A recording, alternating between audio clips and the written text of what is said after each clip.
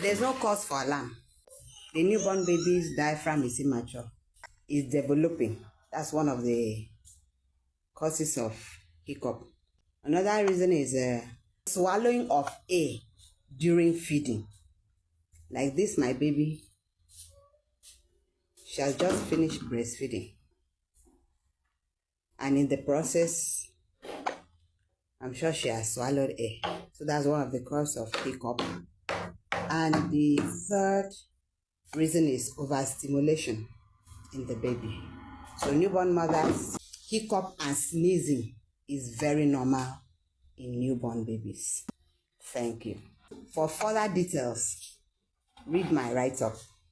God bless you. Juicy postpartum care leads professionally in postnatal care for mothers and baby.